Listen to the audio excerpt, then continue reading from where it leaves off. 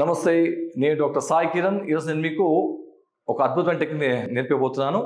అదే division of any number by 11 using Vedic mathematics. ఇక మనం వాడే సూత్రం ఏంటంటే అదే సేమ్ సంకలన వ్యవకలన వ్యామ్. మనం ఇంటూ 11లో అన్ని నంబర్స్ యాడ్ చేసాం, గుర్తుందా మీకు?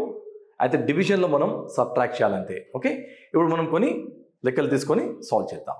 Let's take a problem and work it out. Okay, ఓ నంబర్ 3569 డివైడ్ బై 11 ఎంత? ఓకే, ది ఆన్సర్ సెకండ్స్ రాసేయచ్చు. ఓకే, ది ఆన్సర్ ఏంటంటే 3, 2, 4 అండ్ రిమైండర్ వచ్చి 5 R5. ఓకే, అంత ఫాస్ట్గా ఎలా రాశాను? సింపుల్. ఓకే, ఏం చేయాలంటే మనం ముందు ఫస్ట్ స్టెప్ ఏం చేయాలంటే ఈ 3ని అలానే కిందకి తెచ్చుకోవాలి. ఓకే, ఇప్పుడు పై నెంబర్ నుంచి కింద నెంబర్ తీయాలి. 5 - 3 ఎంత?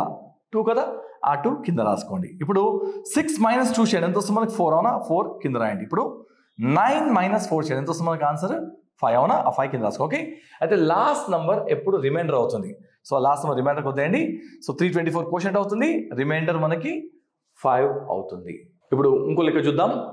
6978 డివైడ్ బై 11 ఎంత? Okay, same method. ఫస్ట్ ఏం చేయాలి? ఈ 6ని కిందకి తెచ్చుకోవాలి, అవునా?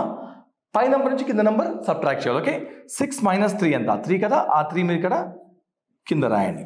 ఇప్పుడు 7 - 3 చేయండి, మనకి ఎంత వస్తుంది? 4 అవునా? ఆ 4 కింద రాయండి. 8 - 4 ఎంత? 4 కదా, ఆ 4 లాస్ట్ రాయండి.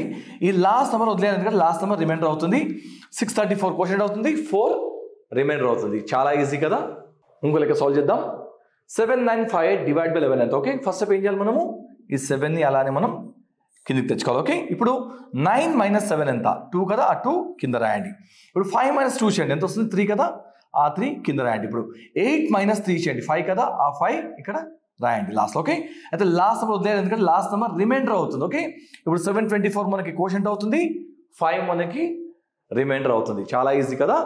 సో మీకు కనుక ఈ డివిజన్ బై 11 టెక్నిక్ వస్తే ఈ యొక్క టెక్నిక్ని మీరు మీ ఫ్రెండ్స్తో షేర్ చేయండి అండ్ మా ఛానల్ని సబ్స్క్రైబ్ చేయండి. Thank you so much.